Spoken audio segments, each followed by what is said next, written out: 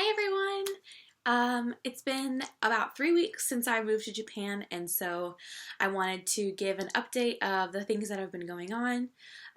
This is probably going to be a pretty long video, so bear with me as I share what's been going on. I also have notes here to make sure that I say everything I want to, so if I'm looking down, that's why. um, so since I have been here, I now have a Japan residency ID, which means that I am officially a resident of Japan. I have a Japanese social security card, and I now have a Japanese bank account. So I am officially official here, and just trying to get everything set up has been kind of a long process, but it is done now, and I am official. I also have a Japanese health insurance card and all of those things. So let's see. So since I last did an update, I have started teaching on my own. So the teacher that was here before, she is now gone back to America, and so it is just me. It's been pretty good, I think. I think the kids are just still trying to get adjusted to me, learn what they can get away with me and not. And so it's definitely, we're still adjusting, feeling each other out, but I do think it's been really good. I've been observed by two different of the trainers, and I've had positive feedback, so that's encouraging. They don't think that I'm going to be a terrible teacher, so that's always good to hear. So that's been good, just still trying to get the hang of the curriculum and how everything, there's a very specific cycle of the way you do things, so just trying to get into my flow and my groove as a teacher, but it's definitely going well. And I also have, there's two fifth grade teachers at my campus, and so it's me, and then my partner teacher is Kyle. And Kyle came up with a really great idea called Jesus Time, which he got approved for us to do. So this is only something that the G5 we do. It's not a school-wide thing. So every Friday we have 30 minutes where we are able to talk to our kids about Jesus and just use that time however we see fit. So last week they had someone come and talk, someone from the finance department who the kids all knew. But this week I had the opportunity to share. So we decided that we wanted me to share just because, especially Kyle's class, they don't know me very well. And so it would be a great opportunity for them to get to know me a little bit better. And so I was able to share. And so I just talked about my life and how I got to Japan, and then they are learning a couple worship songs in English, so I was actually able to lead them in a song called Christ is Enough. So I played the guitar and sang while they all sang with me, and that was really, really neat. And if I can find a picture, I will put it in, but my partner's phone, the one who took the video, is not working, so I may not be able to get access to those pictures and videos, but if I do, I'll try to put it in here so you can see. So it's been really neat to have the opportunity to talk to my kids about God and just really have that freedom. And it was cool to get to share in our Jesus time.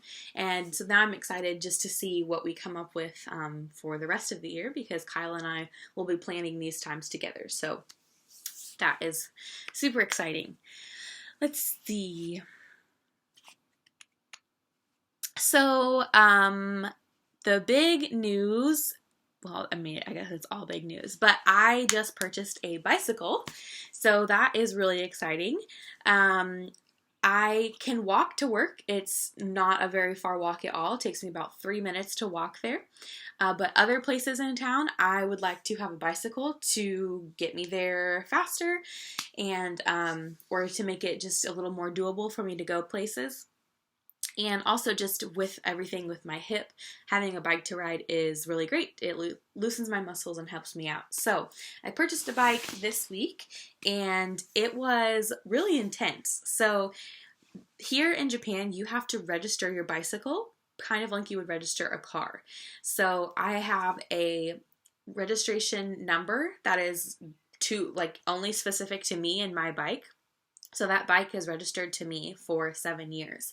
So if anything were to happen to it, so if it got stolen or anything, I have a card for my bike, almost like a title of a car, and I would take that to the police department and show them this number and that it was registered to me, and they would work to find it. I also had to pay for insurance for it. And this was like required. I had to pay for the insurance. I had to pay for the registration, and it's covered for any of the body damage and anything like that. So it's great, but I was just a little taken back by how intense it is to buy a bike, because here you go to Walmart, you buy a bike and that's it. But it was quite the process. It was basically just like buying a vehicle. But it's my means of transportation now. So I have a bike. It is has a basket on the front, and it has a little bell. It's very cute, and I can put a picture of my bike in here too. So that has been exciting, and I haven't taken it very far, just to the grocery store, because it's been raining, so I haven't been able to venture out much, but I'm excited to be able to go a little bit further than I would just on my feet. So the weather has been pretty rainy. It hasn't rained, nonstop, but it's been just pretty cloudy and gloomy and rainy for the most part, and it's been in about the mid-70s.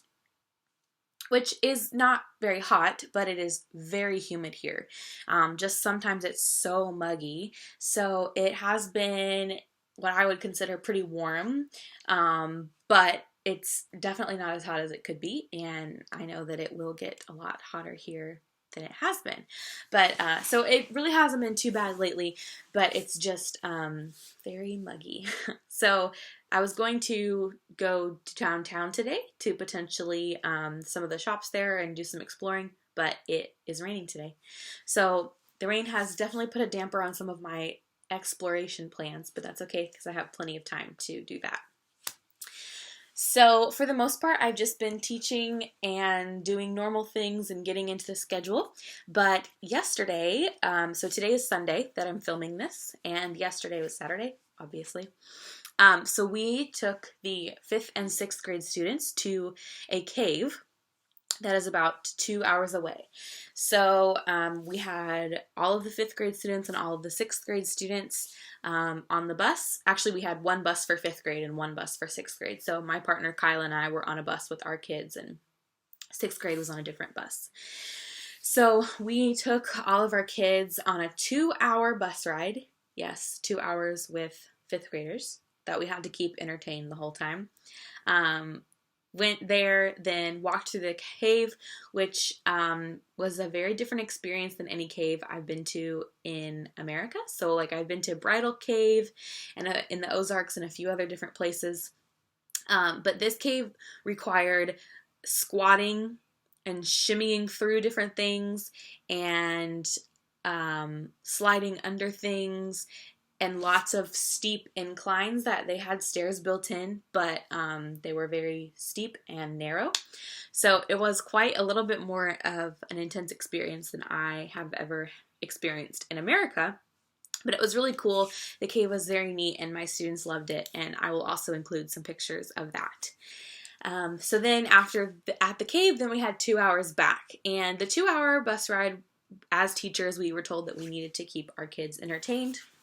So we played bingo on the bus. We had different card games and things that they played. I made a road trip packet, so it had word searches and tic-tac-toe and different activities for them to do.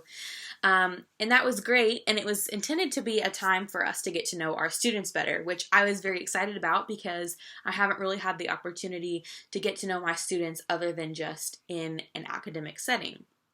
However, I got carsick. I haven't really been, I don't usually get carsick, but lately, in about the past 5 years, I've started to get it a little bit. But apparently it's pretty common on these buses because I talked to one of the other teachers and she said that she never gets carsick, but on these buses, there's something about it, she gets carsick. So I think just the fact that I was turning around behind me a lot to look at my kids just made me feel really nauseous. So I ended up facing forward and not really engaging my kids most of the trip, which I absolutely hated. I really wanted to have the opportunity to play games with them and to be goofy with them and just talk to them, but that's not how it went. So that was kind of a bummer, but the trip still went okay. And then when I got home, I was fine. So let's see, what else do I want to talk about? Oh, I wanted to tell you some of the things that are the hardest for me to get used to here in Japan. So, first of all, the sun rises here at 4 in the morning. Yes, 4 a.m. It's horrible. I have really good curtains in my apartment, but even with really good curtains, light still gets through. And then I also have in the kitchen, there's a window above the door that lets light through, and there's nothing I can do about that. So I wear an eye mask every single night and do what I can to ignore the light, but 4 a.m. it is bright as day, which is not fun, and I can't get used to it, but that is what it is. And then also the other biggest thing is the trash here. So Japan, as a general rule, is a very clean country, which is phenomenal. And they are very concerned with recycling and things like that, which again is great. However, it's really difficult to get the hang of how things work here. Excuse me. So there is not just paper and plastics and trash. There are 4 different categories of things that you separate. So when I lived in America, my parents, we had paper and plastics that we would separate, and then just our regular trash. So recycling as a whole is not new to me and not something that is like difficult, but like I said, it is a whole new level here. So there is green bags, which is household waste. So your food, which also there are no garbage disposals here. So I have a little basket in the corner of my sink, and anything that can't go down the drain, I have to put in that basket. So that's another thing when I'm washing dishes or whatever, scraping my plate, I can't just like wash it down the drain. You have to think about everything. So household waste. Then the red bag is for any kind of plastic packaging, any plastic bag. A lot of the food here is in plastic packaging, so just plastic, but not plastic bottles. That's a whole nother category. So just plastic packaging. Then the plastic bottles go in another bag, which is yellow.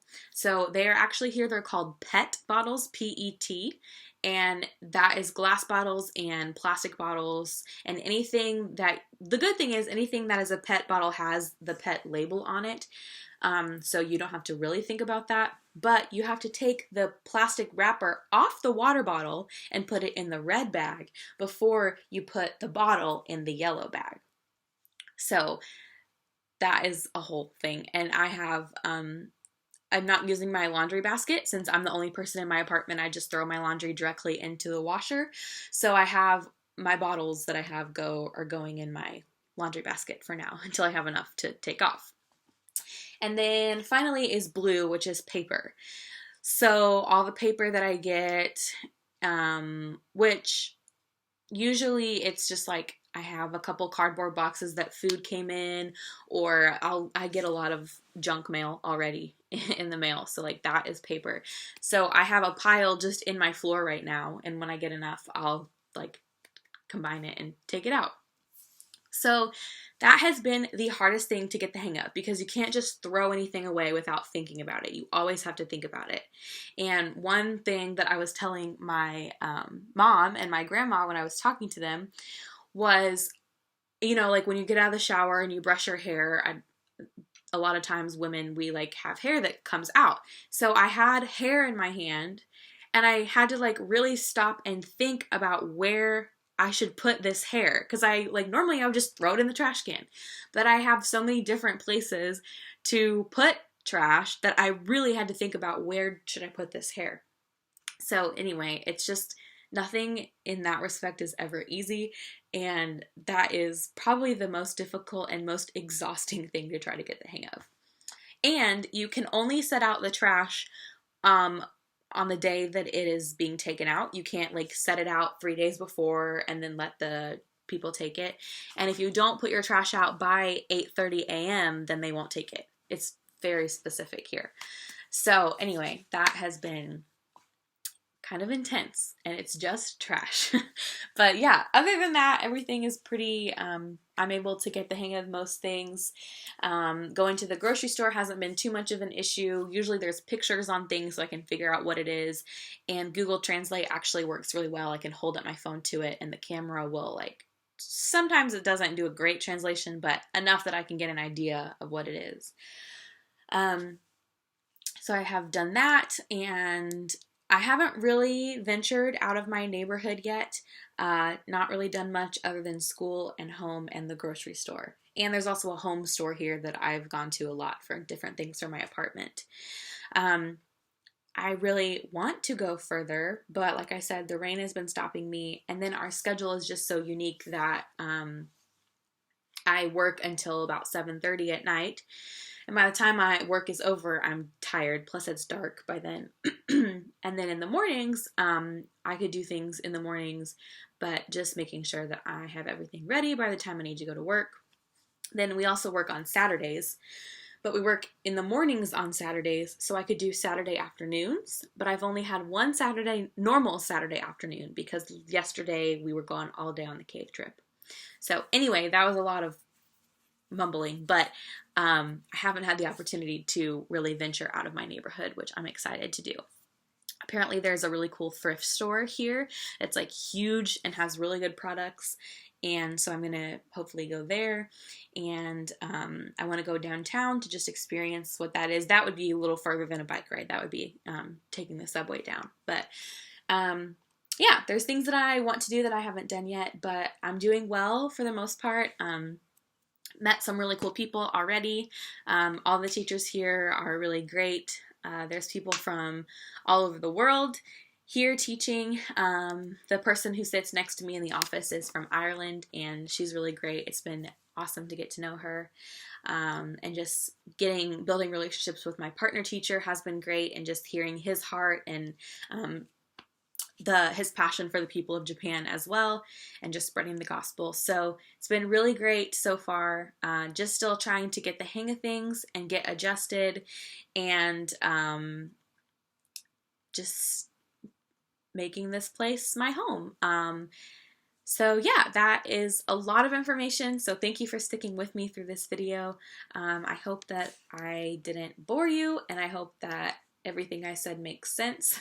Sometimes I'm not physically jet lagged anymore, like I'm sleeping okay, but I have noticed that sometimes my brain does not work well. And I was actually talking to one of the teachers in the office, and she said that jet lag will last in that way longer than it will last as like physically as you sleeping. So I think I may be a little bit jet lagged still in that way, but for the most part, I'm doing well. I'm happy to be here and just still trying to get the hang of everything, but little by little it's coming together. So I love you guys all. Thank you for praying for me. I really, really appreciate it, and I feel those prayers. And thank you for, I know a lot of you have been asking my parents about me. They tell me that people ask about me, so I really appreciate that. And I love you all, and I will talk to you soon. Bye!